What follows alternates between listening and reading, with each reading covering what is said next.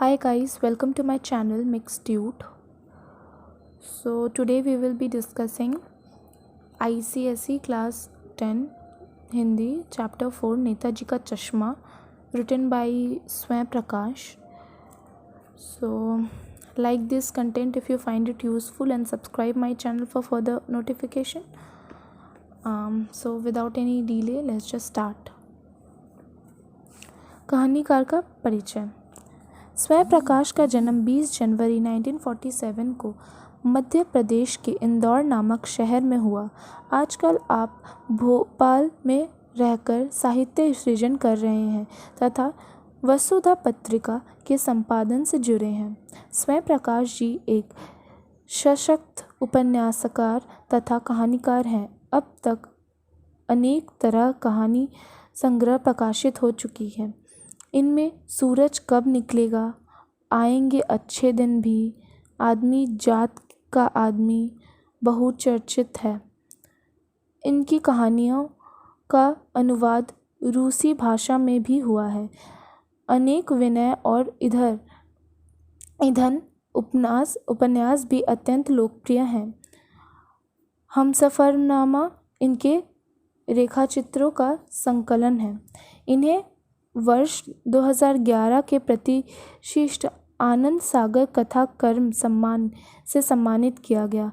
इन्हें राजस्थान साहित्य अकादमी के रांगेय राघव पुरस्कार, पहला सम्मान, बनमाली पुरस्कार आदि से भी पुरस्कृत किया गया।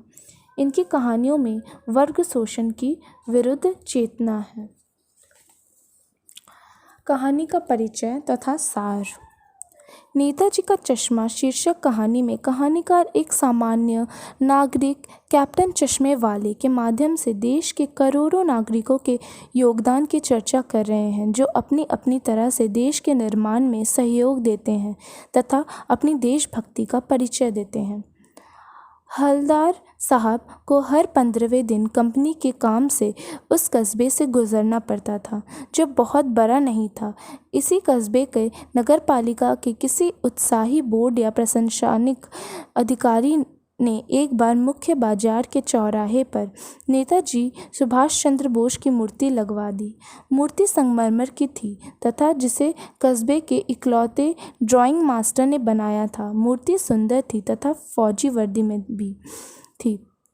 केवल एक बात की ही कमी थी कि संगमरमर की नेताजी के मूर्ति के आँखों पर चश्मे संगमरमर का नहीं था, बल्कि सचमुच के चश्मे का चौड़ा काला फ्रेम था। हवलदार साहब जब दूसरी बार उस कस्बे से गुजरे तो उन्होंने देखा कि मूर्ति का चश्मा बदला हुआ है। पहले मोटे फ्रेम वाला चौकोर चश्मा था, अब तार के फ्रेम वाला गोला चश्मा है। तीसरी बार फिर नया चश्मा था। हवलदार साहब हर बार कस्बे से गुजरते समय चौराहे पर रुकते, पान खाते और मूर्ति को ध्यान से देखते थे। एक बार उन्होंने पान वाले से पूछ ही लिया कि नेताजी का चश्मा हर बार बदल क्यों जाता है। पान वाले ने हंसकर उत्तर दिया कि यह काम कैप्टन चश्मे वाला करता है। जब हवलदार साहब ने यह प्रश्न किया कि वह चश्मा क्यों बदल देता है, तो उन्हें बताया गया कि जब किसी ग्राहक को मूर्ति पर लगे फ्रेम जैसे चश्मा चाहिए तो कैप्टन चश्मे वाला उस फ्रेम को मूर्ति से उतार कर ग्राहक को दे देता है और उसके स्थान पर नया फ्रेम लगा देता है। हवलदार साहब ने जब यह पूछा कि मूर्ति का ओरिजिनल चश्मा कहाँ गया, तो पान वाला बोला, मास्टर बनाना भूल गया। हवलदार साहब ने सोचा, शायद मास्टर से संगमरमर का पारदर्शी चश्मा न बन पाया हो या बनाते बनाते वह टूट गया हो।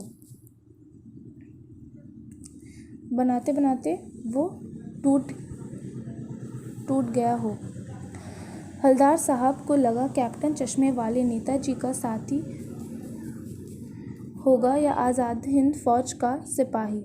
इस बारे में पान वाले से पूछने पर उन्हें पता चला कि वह बेहद बूढ़ा सा लंगड़ा आदमी था, जो सिर पर गांधी टोपी और आँखों पर काला चश्मा लगाए, एक हाथ में छोटी सी संदूकची और दूसरे हाथ में एक बाँस पर बहुत से चश्मे लिए गली गली बेचता फिरता था।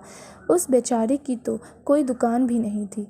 उसे कैप्टन क्यों कहते थे, यह पूछने पर पान वाले ने कोई उत्तर न दिया।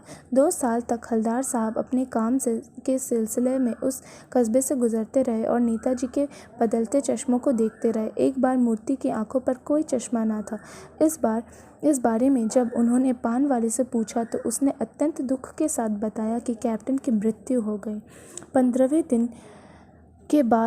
दिनों के बाद उसी कस्बे से फिर गुजरे।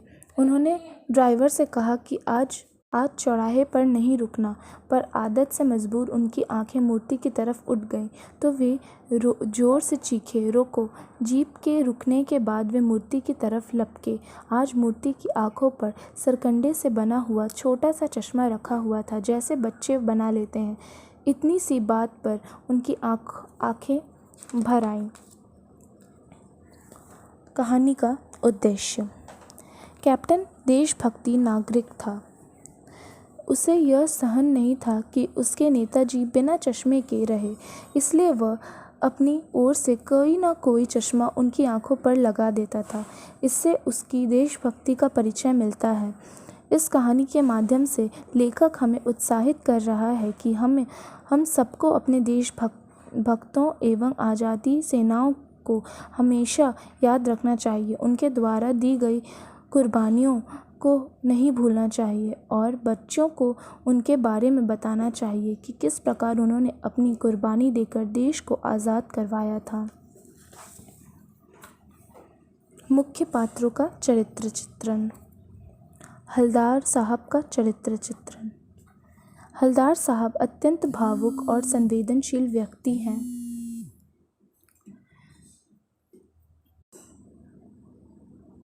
पानवाले द्वारा एक देशभक्त का मजाक उड़ाया जाना उन्हें अच्छा नहीं लगता।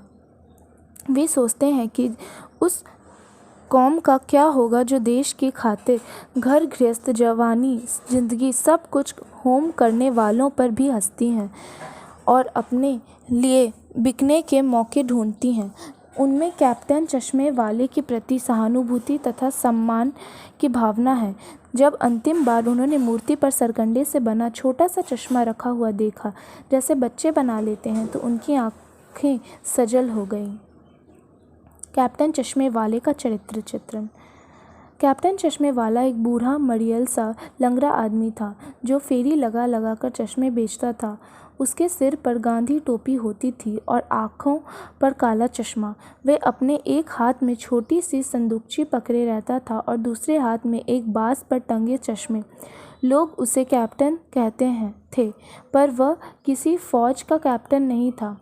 वह अत्यंत निर्धन था। उसकी अपनी कोई दुकान भी नहीं थी, पर उसमें नेताजी के प्रति सम्मान की भावना अवश्य थी।